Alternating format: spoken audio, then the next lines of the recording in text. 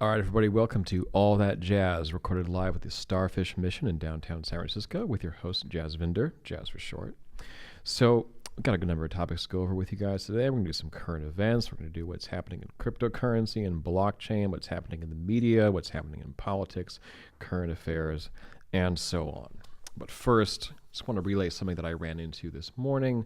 I don't know if you know who Brian Tracy is, but he's one of these guys who's just been around forever. Not a motivational speaker so much as a sales consultant or one of these, best business practices kind of mentor type people. Gary Vaynerchuk before there was Gary Vaynerchuk, right? A little more polished, a little more old school, and his whole thing was just get over it. And then I go on Instagram and I find Gary Vaynerchuk saying the exact same thing: get over it. And I think this deserves a bit of attention because most people are, we're wired to progress, actually. We're wired to just keep growing. We're wired to learn. We're wired to adapt. We're wired to assimilate the best of the behavior being modeled to us by a perceived authority, right? When we're babies, we're just looking at adults, modeling them the same way that birds and other mammals, and well, birds aren't mammals. Now I've already fact-checked myself. But we don't do it. We don't actually keep going. We get to a certain point in life, and then we wind up being sort of stunted in our development. And I think the question that everyone's trying to figure out in their life is, why am I stuck where I am? Why haven't I kept going? And that can get complicated. We make it complicated, but it's actually not. It's actually about getting over it. Golden rule is get over it. Everyone's got some kind of trauma, some sort of setback, betrayal in business, in relationships, bad dealings, getting burned, and people get cagey. And you walk around going, tell me if you've heard this before. You don't know how much I've suffered. You don't know what I've been through. You don't understand what it's like to be me.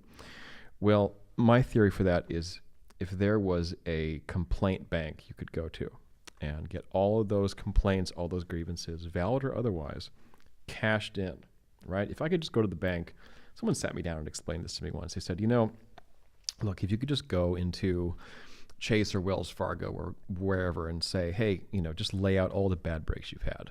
And they say, actually, you're right. You really have had it pretty rough. Here's $500,000.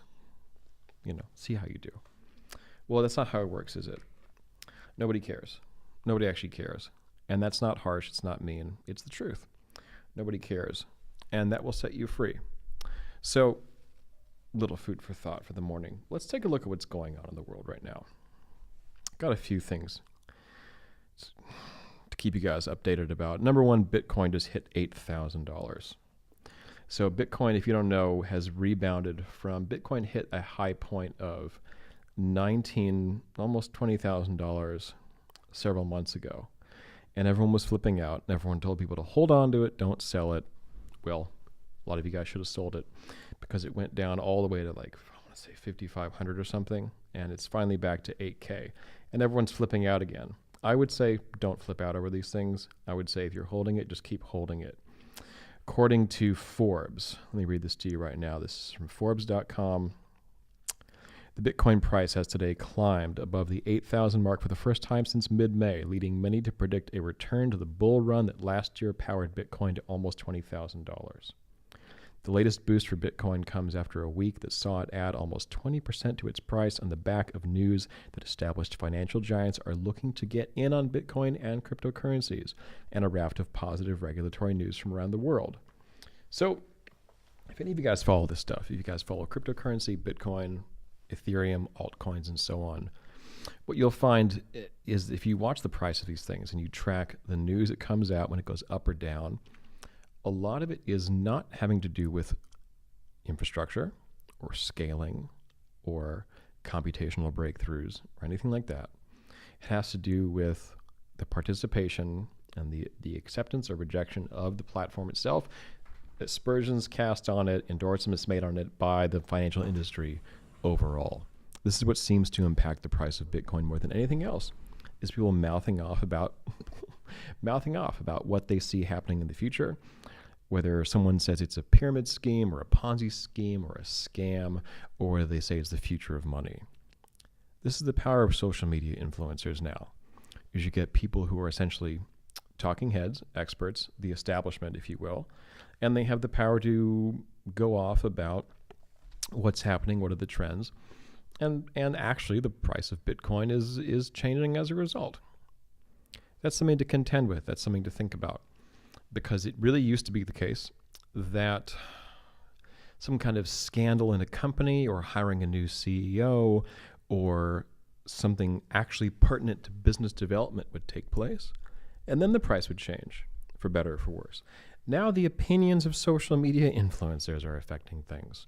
These people are actually leaders in their fields in many cases, but the Twitter feed of somebody on Wall Street could affect the value of your portfolio. Just let that sink in for a moment. So that's Bitcoin. I'm just scrolling through my Google News feed, and because you might be in the car or you might just be doing other things with your day.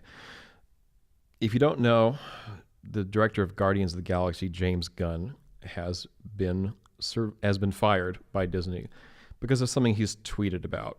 Honestly, I don't care. I think this is my opinion. This is one person's opinion. I think that's silly. I think digging up tweets, even if they're current, how bad were they? Let's see what these terrible tweets were. You know what? I'm just going to Google James Gunn fired. James Gunn offensive tweets. Let's see what we come up with, because I'll bet you anything it wasn't that bad. Don't get me started on outrage culture. We could talk about that for a long time. My goodness. It says Chris Pratt reacts to Gunn's firing. Bobcat Goldthwait supports Gunn. Dave Bautista responds to firing. Yes, but where are the tweets? Here's the thing. If you're actually looking for the smoking gun, no pun intended, isn't it funny how hard it is to actually find what it is? There's commentary on top of commentary on top of commentary. So I think I found it. Here we go. I'm going to zoom in here. James Gunn. Okay. Yeah, it's not. Let's just. I'm just going to read through them. This is not me talking. Okay, these are the tweets by James Gunn that got him fired. I like it when little boys touch me in my silly place. Shh, that's kind of gross. Photo shoot with so and so and so and so, trying to maintain a semi-chub so that I'll look impressive in these photos. Yeah, that's pretty gross too. Here's another one. The Hardy Boys and the mystery of what it feels like when Uncle Bernie fists me. That's also pretty gross. The Expendables was so manly, I fucked the shit out of the little pussy boy next to me. The boys are back in town. Yeah, these are pretty gross. Let's see, you got another one here. Eagle Snatches Kid is what I call it when I get lucky. These are, yeah, this guy's a creep, right? I don't think any of these are funny.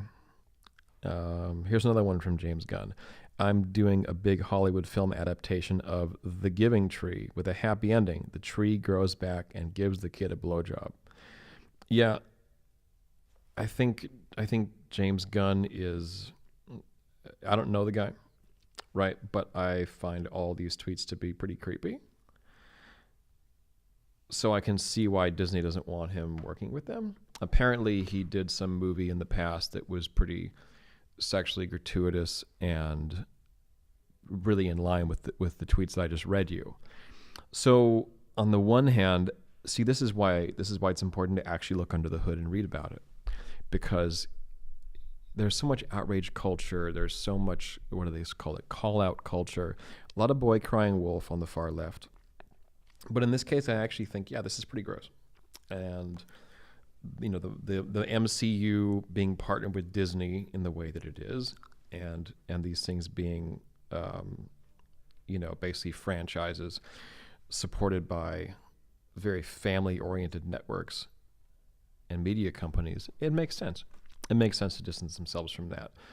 But the track record was there before they partnered with him. I think you got to do your homework on people, because if you fire someone midstream because of something that surfaces in the media about them, then you just attract all this.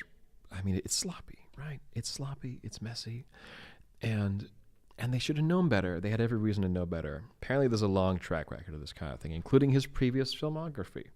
So I say this is actually this is about doing your homework and vetting people carefully, and realizing that we live in an era where what you said on Twitter 3 years ago, and we'll get to that in a minute because that's just happening to Trevor Noah right now, but everything you do comes back to bite you. And sometimes things come back to bite you unfairly. So even if you've made real mistakes and you think, well, maybe it's best just to sort of serve out your sentence, then move on, that's one thing. But you can actually be punished for things unfairly. So that's the James Gunn thing. If you don't know, now you know. If you're wondering what that whole controversy was about, now you know. He actually said some pretty creepy shit. Some stuff that kind of grosses me out. I mean, having read those tweets, I'm just thinking, wow, okay, so this guy is sort of psychosexually infantile. And I don't care about people's sexuality. I don't care about, what gets you off or what you do consensually with other people. As long as I really don't care. I think that's a ridiculous thing to care about. I could never understand why there was so much opposition to gay marriage or to anything like that, because I figured there are people who are actually losing sleep over the consensual activities of two other adults, regardless of what those activities are. Then you got to get a life, man.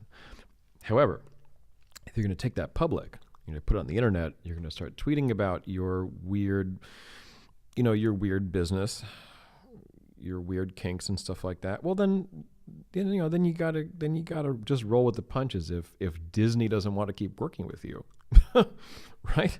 You make jokes on the internet about fisting, about sex with clowns, touching little kids and stuff like that, and then you're surprised that Disney cuts the cord. Sorry, it's called So What, right? It's called So What. I just wish the Catholic Church would have the same standard that Disney has. Oh, zinger. Okay, moving on. A self-proclaimed exit scam and gambling dApps rake in $43 million in Ether. That looks interesting. This is about Ethereum. So we're just bouncing back and forth. This is the Starfish Network, so a lot of this is going to be my own opinion, but a lot of this is going to be circling back to what's happening in cryptocurrency and blockchain around the world, with some snarky commentary sort of peppered in between, if you will. Self-proclaimed exits. This is from CCN, Cryptocurrency News. Imagine that. Self-proclaimed exit scam and gambling dApps, that's decentralized applications, rake in $43 million in Ether. Let's see what we have to say about this. I'm just reading from the page here. Currently, the biggest Ethereum decentralized application, dApps or dApps, depending on which letter you capitalize. Doesn't really go over the radio show too well. Okay. Currently, the biggest Ethereum decentralized applications by users and volume, FOMO3D and POWH3D, have raked in $43 million worth of Ether, according to their current contract balances. Both the dApps have been developed by a group called Team Just as a tongue-in-cheek joke about the state of cryptocurrency as a whole. Well, I could just go off about the blizzard of self-referential, self-deprecating masquerading as, self-congratulation masquerading as self-deprecating that is the world of cryptocurrency. But if you know anything about that, then you already know all about that. In the last week, the dApps have surpassed a combined trading volume of about 85 million. FOMO3D is a decentralized game with a rather simple premise. Users can buy one or more tokens, keys, using Ether, and the Ether used for the purchase is sent to a smart contract. For every key bought, 30 seconds is added to a timer. The last person to buy a key wins the whole pot. Interesting. So, people are using gamification and e-commerce here to sort of keep this thing going, to keep the Ether circulating. Cryptocurrency is an interesting phenomenon. The applications of it are limited. The applications of it seem to be sort of within the universe of cryptocurrency users and enthusiasts themselves, as opposed to something that you can use to pay with at Whole Foods. I think the accusations of pyramid scheme and Ponzi scheme are incorrect. I think they are misplaced. But here's how I can see where they come from. Because one of the things that characterizes a pyramid scheme is that the only people who use the product are also the people selling the product. Well, where do you see that happening in the cryptocurrency world? Because the only way to use these platforms is to do things I mean, basically, let me just reread you what I just wrote, what I read to you, because that answers the question right there. Just look at how circular and insular, almost to the degree of incestuousness, just to go back to these James Gunn tweets, that this whole thing is. FOMO 3D.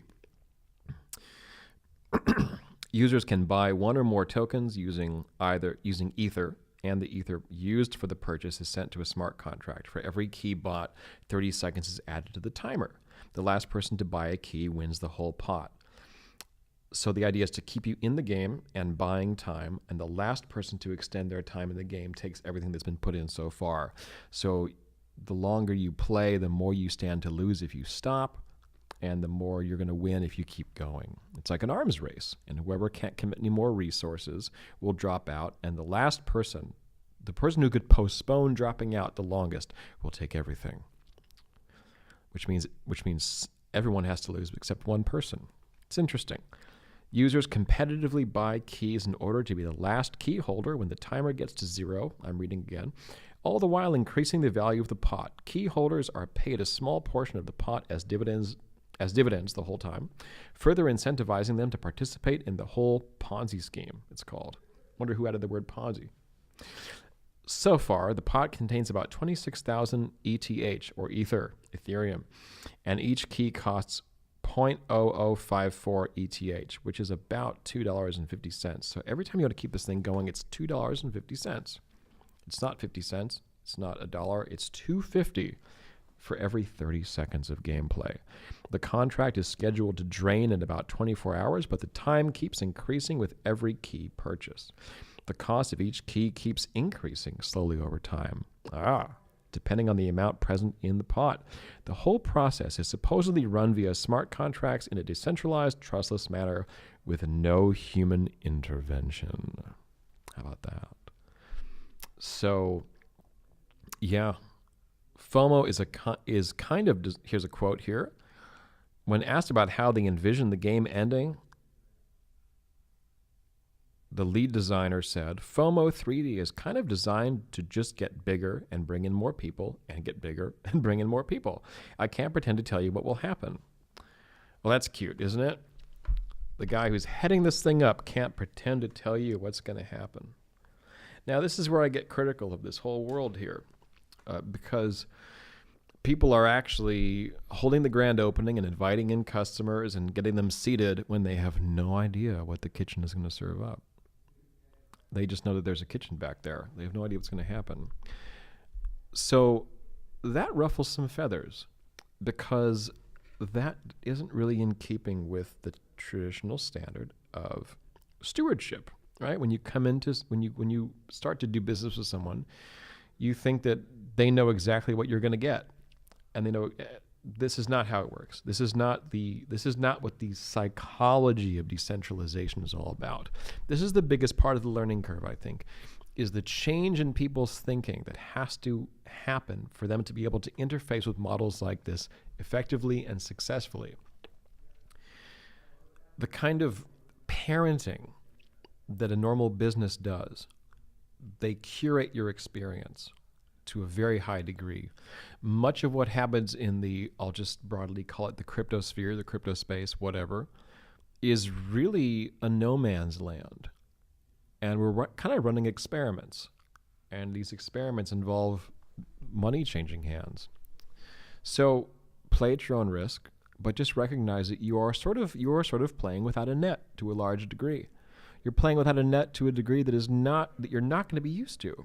In terms of how you do your banking, in terms of how you do online video games, this is a different beast. This is a different beast, and the onus really is on you for making sure that your money isn't going down a drain or that you are not being swindled. You've got to do your due diligence. This is what everyone calls this whole enterprise of cryptocurrency and blockchain. It is the Wild West of the financial world.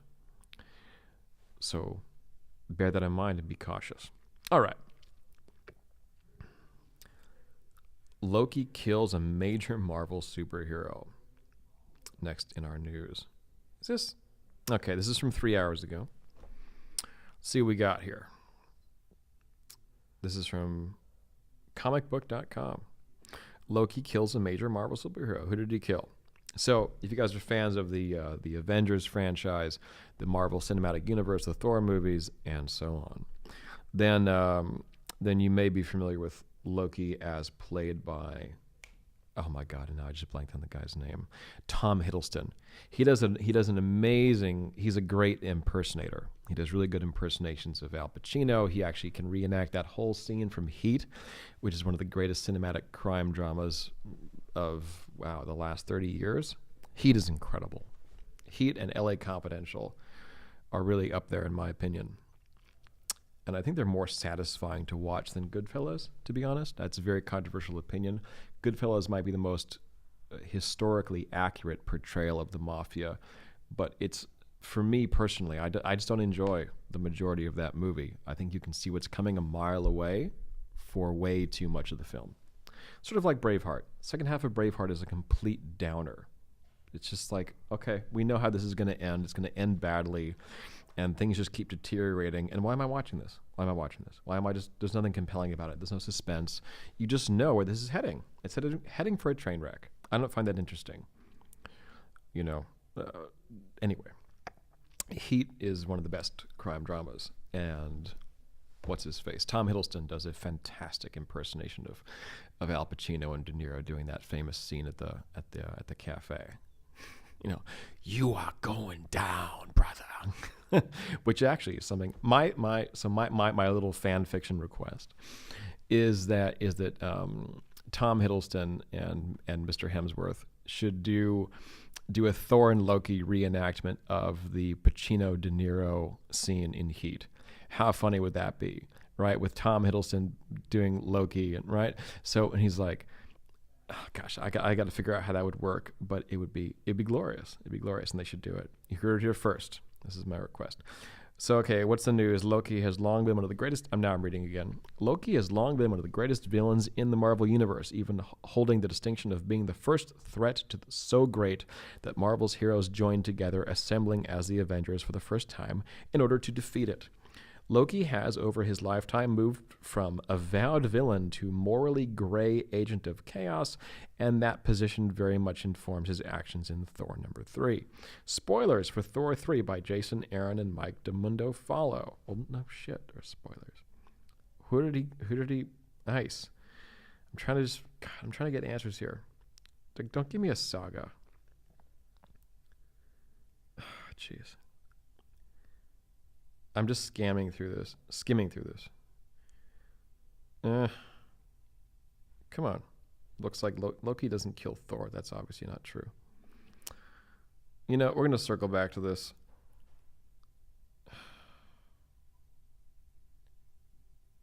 No, not good enough.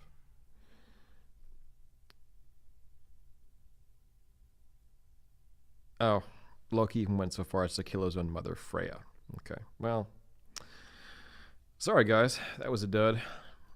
They just didn't give me the goods. You click on it and you've got to read for 10 pages before you get any real information. Okay, too much about the Infinity War here.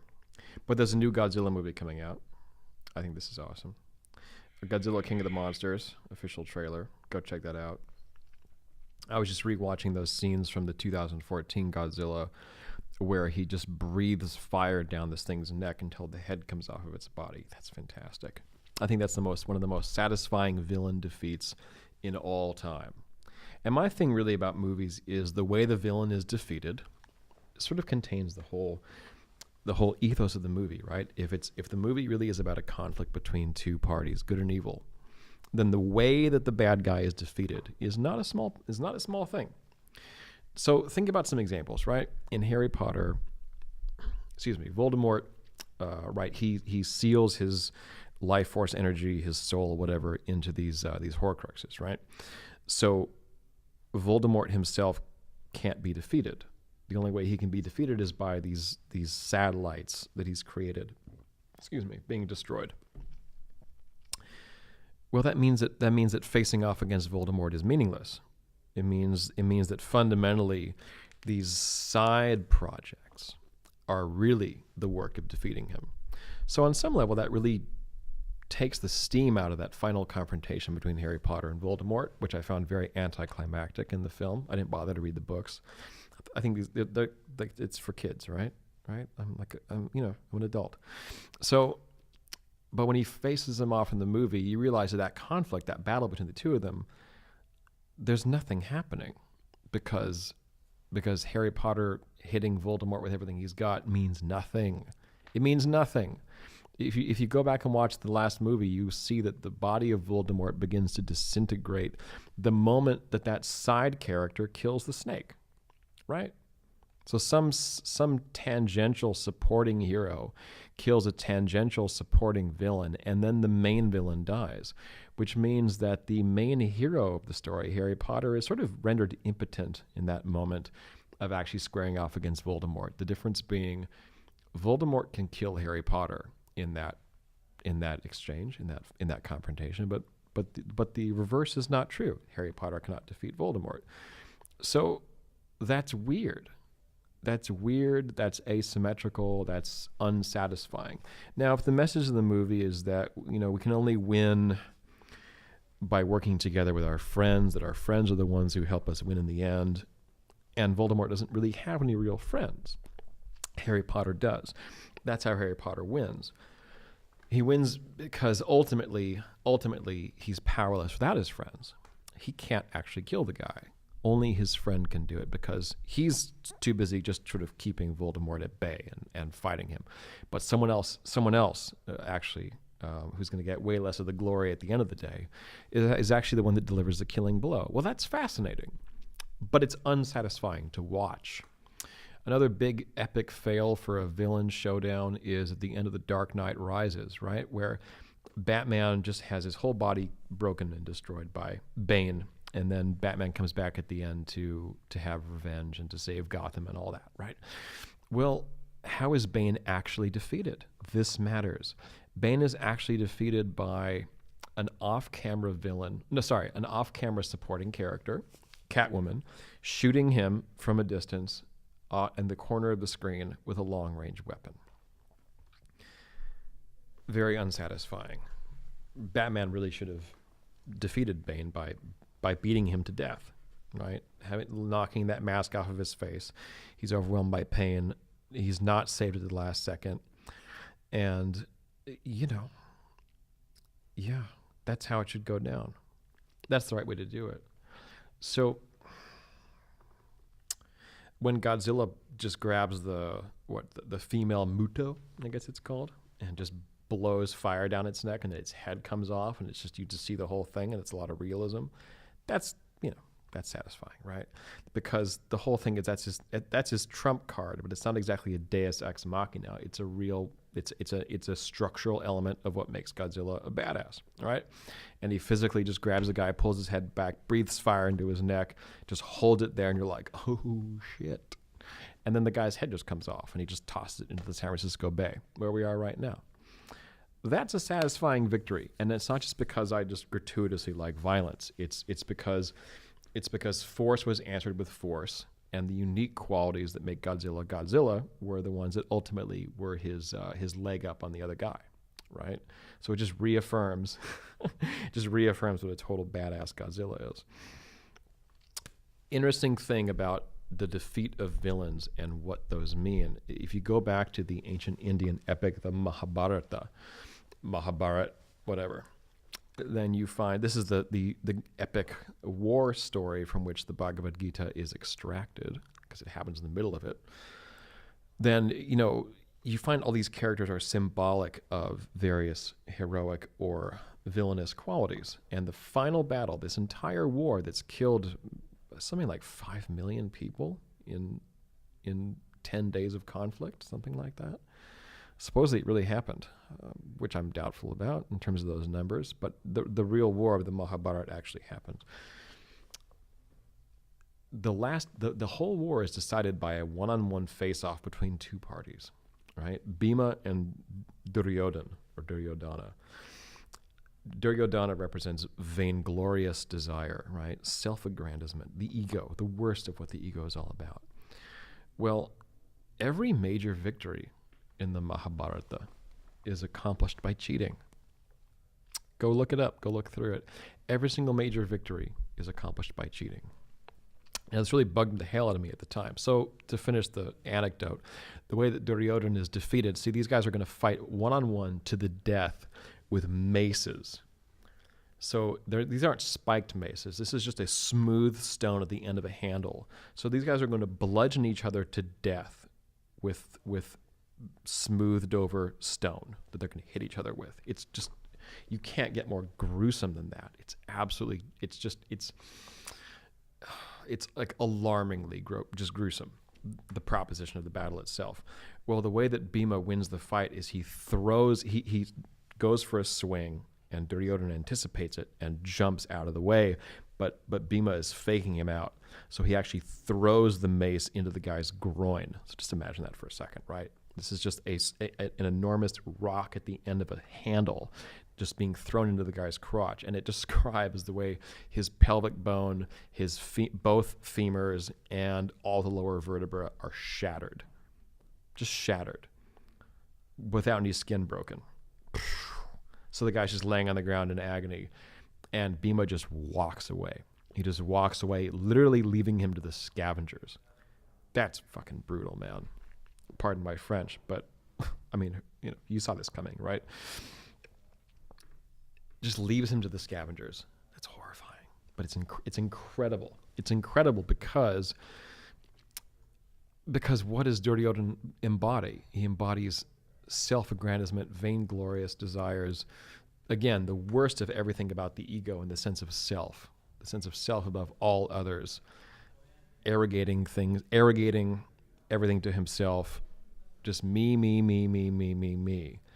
And it's almost like, what is more symbolic of that? Where is that part of you sort of represented symbolically? And that's exactly where he hits him with the mace. But he's also cheating. He's also breaking the rules of combat. It is an illegal move to do that. It's dishonorable. It's cringeworthy. It's unsportsmanlike. Every single battle in the Mahabharata is won that way. Maybe it's so Krishna's part of the story. It's, one of these sort of theological, magical realism filled stories. So, the good guys have God on their side, so to speak, whatever. But he always cheats. Every single battle is won by cheating, and that bugged me for a long time. But I finally figured out why that is. It's because you can't go head to head with all the evil that's inside of you. You can't do it because one of the characteristics of evil and darkness is brute force. Brute force is not a characteristic of the good. But now you say, well, neither is cheating and playing unfairly. Well, if it's about force versus force, then actually it is about doing whatever you have to do. We're going to take a quick break. I'll be back in a moment. All right, guys, and we are back. To have that cleaned up later. Nothing a little studio magic can't fix. Where are we? So, the good guys don't win by answering brute force with brute force. Good guys win with craftiness and with cunning and guile. Now, why is that? Well, in some ways, it's very simple. It is that way because what makes good guys good is good people, is they just don't have it in them to go to that level of cruelty and brutality that characterizes a villain. They have to win some other way. When they're faced off with someone possessed of that kind of anger and hatred and resentment, then it can't be, if it's going to be a contest of who is the most violently hateful, well, the bad guys are going to win every single time. Good guys have got to find another way. So it's always the case in these stories and these movies that the good guys are either outnumbered or they're less organized or they're less competent. It's always the unlikely hero that wins. And actually, this is actually historically true, because even in the case of the American Civil War, the South really had better generals, and they were, but I think on some deep level, if you don't have the truth on your side, if if you don't really have the power of a clean conscience on your side, somewhere in you, you know that. Somewhere in you, you know that, and it will lead you to.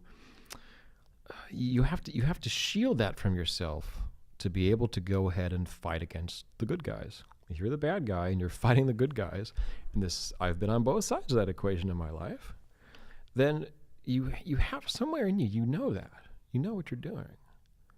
So the only way that you can go ahead with it is to sort of delude yourself and to remove certain things out of your awareness. Now you could call that cognitive dissonance. You could call that willful dishonesty, whatever it might be.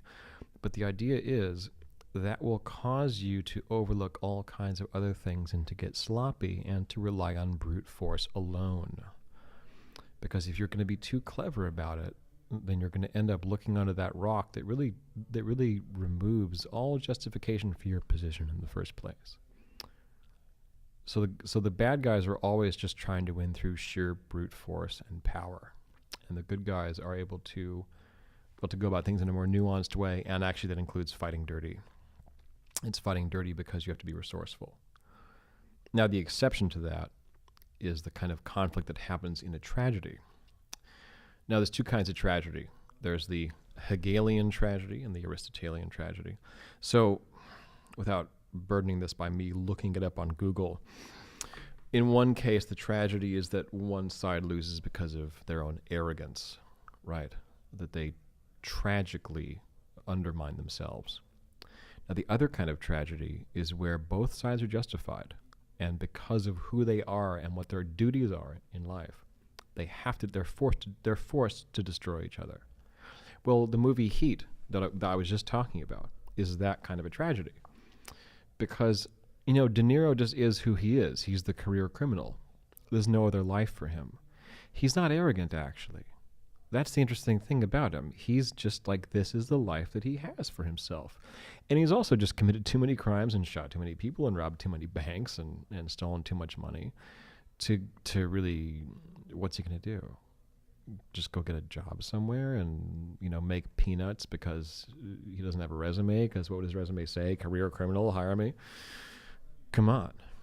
Same thing with Pacino. That's the detective. It's all he knows how to do. He's no good at being a husband or a dad or any of those things. He's no good at having friends. All he knows how to do is go hunt down people like De Niro. So all they have are each other in some weird way. So they have to destroy each other. One of them has to destroy the other. And in some ways it's tragic because both do destroy each other, in fact. Obviously De Niro dies at the end of the movie, and in some ways Al Pacino destroys his own life in the process of just single-mindedly going after the criminal. So that's not so much about good guys and bad guys. It's about people who are irreconcilable to each other. And the mere presence of each of those parties in each other's lives requires them to destroy each other. It's interesting. It's an interesting proposition. So what I want to leave you guys with, it's a little mindset hack for the day. This is about helping people. This is about not going so crazy with trying to help people, actually. Now, this advice is intended for a certain kind of person. Who's it intended for? The kind of person whose default mode is to be a little bit over-helpful. People who would, if you call yourself a nurturer, if you are always saying yes to others, you don't know how to stick up for your own needs, if you are just a little too agreeable in the sense that it is very hard for you to negotiate on your own behalf, and you are always shouldering others, then I would say there's a way to get out of that, right? If you are really paying the price and for being too available and too nice, and other people have made you out to be a kind of doormat, but you just can't bring yourself to be harsh with other people and to sort of let them fall on their faces. What I would say to you is there's a way to conceptualize this in a way that actually works with how you are wired, which is let people have their results. The same way that if one of these people that you're helping, if you help them go get a job, or you help them on their resume or something, or you help them make some money, and then you went and took the money from them, Well, that's totally unethical, right? Because those are the results of their actions. Those are their consequences. Their consequences of working hard and doing whatever it was. Well, when you don't let them face the consequences of their mistakes, it's the same thing. That helping people to the point where they are not actually confronted with the consequences of their own choices, their own actions, is a kind of theft. You are taking their results from them. It just so happens that those results are bad or undesirable, right? But it's the same thing. Letting people fall on their faces. It's extremely important. So that's all the time we have for today, guys. We'll be back tomorrow, and we'll sort of get this shaped up a little bit more as we go along the way. We're experimenting with a mixture of news and media and social commentary and cryptocurrency news and then life advice. So it's really more like me trying to give you a curated tour of my brain, and God help you if you've gotten lost. If you've forgotten either where the exit is or what the safe word is, then God help you, because I can't. So that's all that jazz. We're live from the Starfish co-working space in downtown San Francisco, the Starfish Network, the Starfish Mission. And we'll talk again soon, guys.